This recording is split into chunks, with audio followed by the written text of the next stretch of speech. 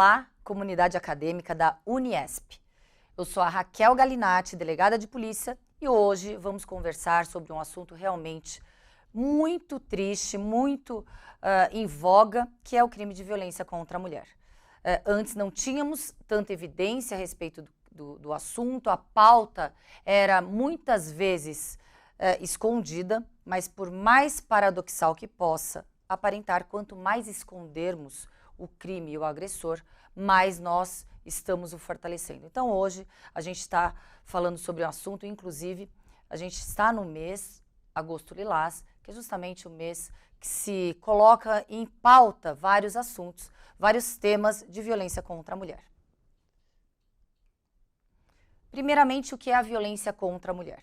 A violência contra a mulher, ela é, de acordo com a Convenção Interamericana para Prevenir, Punir e Erradicar a Violência contra a Mulher, foi adotada pela ONU, pela Organização dos Estados Americanos também, e diz que a violência contra a mulher é qualquer ação ou conduta baseada no gênero que cause morte, dano, sofrimento físico, sexual ou psicológico à mulher, tanto no âmbito público como no âmbito privado.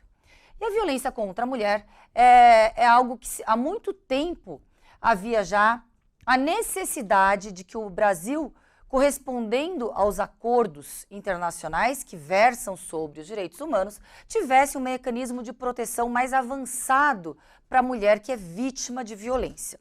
Porém, somente em 2006, tivemos a Lei 11.340 de 2006, que é a Lei Maria da Penha, que tem ali em seu descritivo todos os mecanismos para proteger a mulher vítima de violência.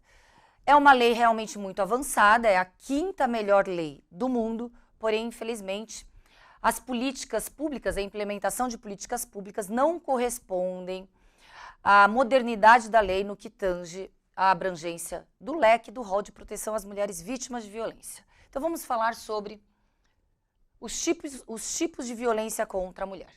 Nós temos, primeiramente, a violência física, é aquela violência que todos conseguem visualizar. Exemplos: espancamento, objetos que são atirados na pessoa, apertões no braço, estrangulamento, sufocamento, as lesões que podem ser com objetos pérfuro-cortantes, os ferimentos causados, muitas vezes que causam lesões permanentes através de ácidos, queimaduras, fogo. A arma de fogo, muitas vezes, ela ocasiona o feminicídio, a tentativa de e a tortura. Então, esse tipo de violência física, aquela violência é a mais, no caso, visual, é a que em um primeiro contato as pessoas conseguem perceber que a vítima está sofrendo algum tipo de violência. Infelizmente, quando se chega à violência física, é porque outras etapas, outras esferas da violência, elas já foram ali exauridas, e principalmente a violência psicológica. Vamos falar em outra violência.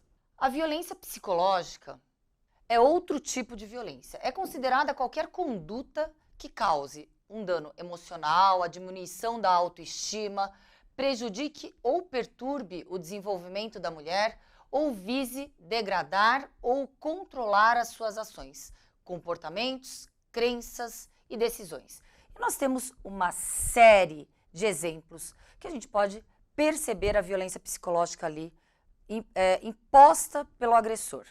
A gente tem o monitoramento constante da vítima, a forma de diminuição da vítima, quando a vítima ela se sente o tempo todo angustiada em um relacionamento, entristecida, amedrontada. É como se a vítima estivesse pisando em ovos em um relacionamento. A forma de perseguir também é uma violência psicológica. A forma de acusar falsamente de atitudes para que a vítima ela tenha que se justificar de algo que ela não tenha feito. A gente tem alguns termos utilizados que hoje também eles são mais conhecidos. São os termos que a gente pode caracterizar como nuances e estratégias da prática de violência psicológica, como, por exemplo, o gaslighting, o man interrupting, o mansplaining.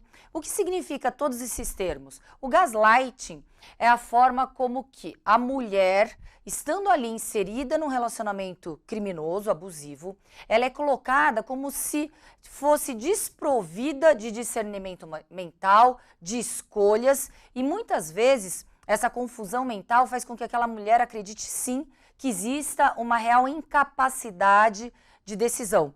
E isso, claro, deixa essa mulher completamente vulnerável à manipulação por parte do agressor. O man interrupting, quantas vezes nós já percebemos, já vimos inclusive exemplos ali no STF em que uma ministra, ela chama a atenção de quantas vezes ela foi interrompida pelos pares a ponto de não conseguir concluir uma linha de raciocínio. E o mansplaining é como se a pessoa também fosse desprovida de inteligência, de intelecto, quando situações fáceis e plausíveis de serem explicadas são explicadas de uma forma didaticamente vexatória, como se estivesse falando com uma criança de 2 ou 3 anos. São todas essas formas, são nuances para que a mulher fique diminuída da sua capacidade intelectual. E apesar de prevista a violência psicológica, situações em que a mulher pode ser vítima psicologicamente de violência, somente o ano passado tivemos a inserção de 2 tipos penais, no caso, o crime de perseguição e o crime de violência psicológica, correspondentes ao 147A e 147B do Código Penal. E foi muito importante a inserção desses 2 crimes no nosso ordenamento jurídico penal, pelo fato de que antes era muito complicado conseguirmos identificar e muitas vezes representar por uma medida protetiva de urgência para aquela mulher que estava sendo vítima de uma violência psicológica ou para aquela mulher que estava sendo vítima de uma perseguição. Então foi um avanço positivo realmente a inserção desses 2 tipos penais. 147A, crime de perseguição, 147B, crime de violência psicológica. Violência sexual é qualquer conduta em que a vítima ela está constrangida a presenciar, a manter ou participar de uma relação sexual que ela não desejou, mediante intimidação, ameaça, coação e até mesmo o uso da força. É a situação em que a vítima, mediante violência ou grave ameaça, ela é obrigada à prática do ato libidinoso da conjunção carnal ou de um ato libidinoso diverso da conjunção carnal. Estamos falando do crime de estupro. Não só o estupro é caracterizado uma violência sexual, pode ser caracterizado como violência sexual. Outros atos ali podem ser caracterizados como violência sexual, como, por exemplo, a obrigatoriedade da opção de escolha da mulher de usar contraceptivo ou não, de ter um filho ou não, a forma da prática do sexo sob humilhação, sob medo, ou seja, existe uma série de situações que a gente pode sim caracterizar como uma violência sexual. Depende do caso para a tipificação de cada crime. Então existe uma série de situações. Os crimes de violência sexual, eles ocorrem na clandestinidade. Como eu disse, a maior parte desses crimes, eles ocorrem quando o agressor ele está sozinho com a vítima. É muito difícil termos uma testemunha ocular daquele crime, até porque se tivermos uma testemunha ocular, ou partícipe ou coautor do crime é. Mas geralmente o crime de violência sexual é praticado na clandestinidade, muitas vezes a vítima, quando viva, ela é a testemunha daquele crime. E é bem complicado quando a gente percebe que ainda hoje a sociedade tende a julgar a vítima de crimes sexuais. De uma certa forma, perguntas feitas ou situações e pré-julgamentos para aquela vítima deixa a vítima hermeticamente fechada, estereotipada e permitindo ser encaixada em um padrão. Quando se pergunta qual era a roupa que a vítima estava usando, qual era o local que a vítima estava, o porquê a vítima conversou com aquele agressor ou se ela já teve algum contato. Como se houvesse a necessidade de uma provocação para aquele agressor praticar o crime. A gente tem que mudar primeiramente toda a consciência coletiva a respeito da análise de fatos e situações que ocorrem para que a gente possa de forma mais forte combater o crime. Por que eu falo isso? Infelizmente, os crimes de violência sexual, eles figuram ali um número enorme de cifras negras, ou seja, as subnotificações, crimes que ocorrem e não chegam ao conhecimento das autoridades, do poder público, daqueles competentes ali, responsáveis no sistema de justiça criminal para a punição daquele criminoso. Porque as vítimas, muitas vezes, elas se sentem culpadas ou até mesmo merecedoras da prática daquele crime por todo esse arcabouço social em que, de forma completamente equivocada, inverte-se os valores. Então, quando a gente percebe que a vítima ela se sente constrangida, envergonhada de denunciar um crime de agressão sexual, diferentemente, por exemplo, eu vou fazer um comparativo muito fácil, uma vítima de um crime de roubo ou até mesmo de um crime de furto, ela não tem aquela culpa, aquele constrangimento que é inerente ao estereótipo que tenta se colocar naquela vítima de crime sexual. Resumindo, os crimes sexuais, eles são muito cruéis, muito covardes e a gente tem que ainda caminhar muito na sociedade para que nós que atuamos diretamente no sistema de justiça criminal possamos dar a garantia da justiça, possamos dar realmente a resposta do Estado e principalmente a certeza do castigo para aquele que pratica esse crime. Violência patrimonial é qualquer conduta que configure a subtração, a destruição parcial ou total dos bens, objetos, instrumentos de trabalho, documentos pessoais, valores e recursos econômicos daquela vítima. E diferentemente do que muitos costumam dizer, a vítima inserida em um relacionamento abusivo e criminoso, ela não tem como fator preponderante a dependência econômica daquele agressor. Muitas vezes, aquela vítima, ela que sustenta toda aquela família, ela que sustenta aquele agressor, que ainda é espancada, tem os seus bens subtraídos, tem toda aquela situação em que ela é explorada sexualmente, ela é explorada no seu trabalho, ela é traída de forma a deixá-la diminuída e mesmo assim aquela vítima ela não consegue sair daquele ciclo de violência. Ou seja, quando a gente fala da complexidade da violência contra a mulher, ela vai muito além de respostas rasas e superficiais, porque a mulher ela depende economicamente daquele agressor. A gente sabe que muitas vezes, quando ali na porta da delegacia, quando a vítima chega em um flagrante, a gente está ali com o agressor no auto de prisão em flagrante e existe a possibilidade de arbitrar a fiança, muitas vezes quem paga a fiança é a própria vítima.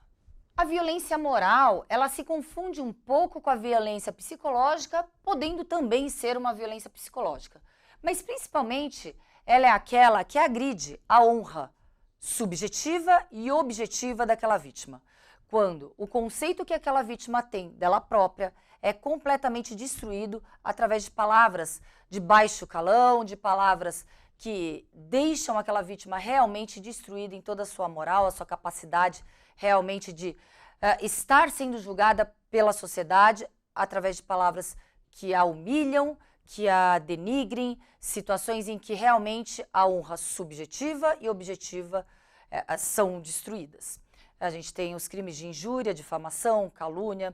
Temos várias situações em que a conduta moral, até a gente tem modernamente agora, infelizmente o criminoso acompanha a modernidade, a gente tem os crimes de extorsão através de imagens de nudes para aquela vítima, que é o porno revenge, que a vítima, a partir do momento que ela não quer ou não concorda mais em certo tipo de atitude daquele agressor, ela fica ali vítima de chantagens, ela tem a sua imagem completamente ali colocada em situação realmente para que ela se sinta humilhada, em situações em que ela se sinta diminuída como ser humano. Então, o crime de violência moral, muitas vezes ele se confunde com o crime de violência psicológica. Acabamos de falar sobre as formas de violência contra a mulher que estão previstas na Lei Maria da Penha, Lei 11.340 de 2006, que foi uma lei criada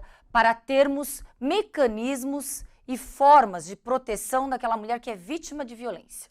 E nesse agosto lilás é um mês de reflexão para que as mulheres não permaneçam inseridas em situações de vulnerabilidade, nem em desequilíbrio em situações que estão ali, muitas vezes invisível para outras pessoas. A gente sabe muito bem que o ciclo de violência doméstica, ele se inicia como uma lua de mel.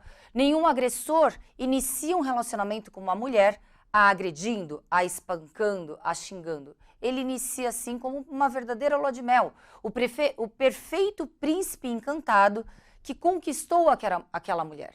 Depois as fases da violência se evoluem para a fase da tensão, que é a angústia, que é o medo, que é o aprisionamento mental, e evolui para a fase da explosão, que são as agressões tanto verbais, físicas, propriamente ditas.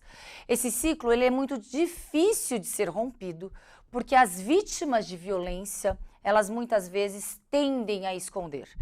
É realmente muito difícil conseguir tentar resgatar aquela vítima, porque algumas vezes ela esconde os fatos e as situações, porque ela tende a acreditar que aquele agressor não a está agredindo. Então é muito importante que a gente tenha evidenciado formas, situações, exemplos, para que situações criminosas não sejam normalizadas, não sejam ali realmente elásticas dentro de um relacionamento. O mais importante é se respeitar e exigir o mesmo respeito do próximo.